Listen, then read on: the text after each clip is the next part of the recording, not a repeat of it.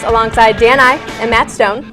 I'm your host, Alicia Dodaro. How are we doing tonight, guys? I'm just glad this goober lost his voice this week, and I sound at least a little bit better. Yeah, a little bit of role reversal, no voice, got the white going, so. Yeah, my jacket. It looks nice, though. It looks very He gave nice. me a little fashion advice, so we're ready to roll. That's what we're for. We're helping each other I'm Dan I, out. and you're watching WTOP 10.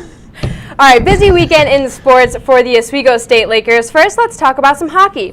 The Lakers hosted Buff State in the SUNY semifinals Saturday night. Oswego won 2-0 as Brandon Adams netted both goals, and Matt Zawadzki was brilliant in goal, completing his second shutout of the season, and his first one was actually against the same Buff State team.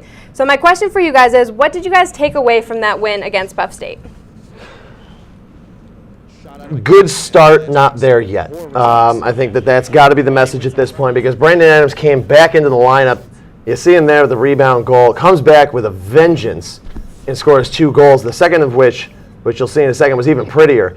But the mixing up of lines didn't quite pay off. This was a Buff State team that played chippy, played hard, but played chippy the whole time. Oswego outshot them mightily. This score should have been 5-0, 6-0 in favor of the Lakers. They're not there yet.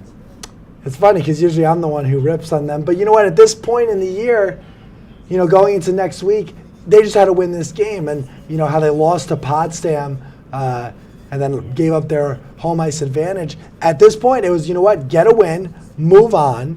Now you're set, and now you can prepare for Plattsburgh. If they come out and they beat Plattsburgh 5-1, 4-1 next week, people say they're there.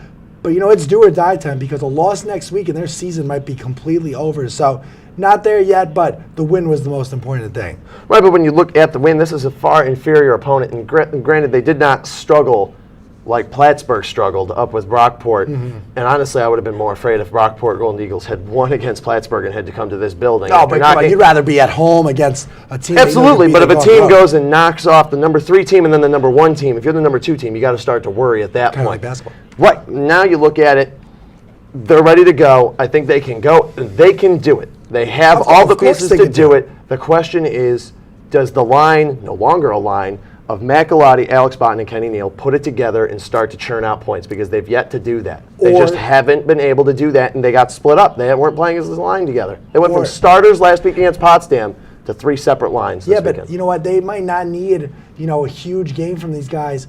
Matt Zawadzki comes in and he shuts down Plattsburgh like he is fully capable of. Only gave up 1 goal the last time Oswego was there, a 3-1 win.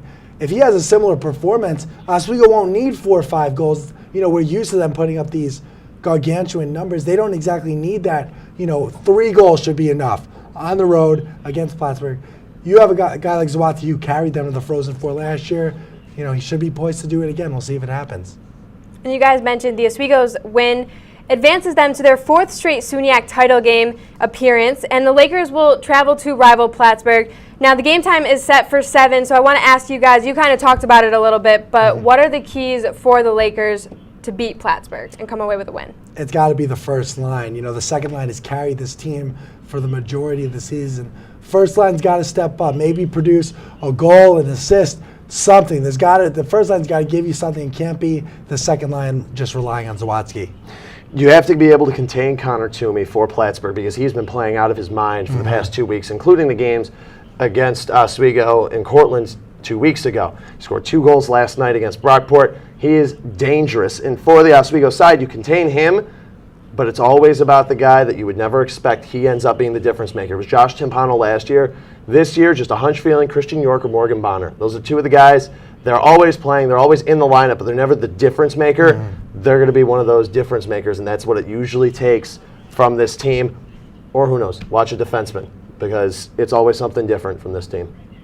All right, well, if you're planning on making the trip to Plattsburgh, tickets go on sale at 10 a.m. on Thursday. You're going. Are you going? I'll be there. You guys making the trip? Pretty sure. Awesome. All right, so speaking of playoff wins, we want to congratulate the men's basketball team. The Lakers knocked off number 1 Plattsburgh for the SUNY title game.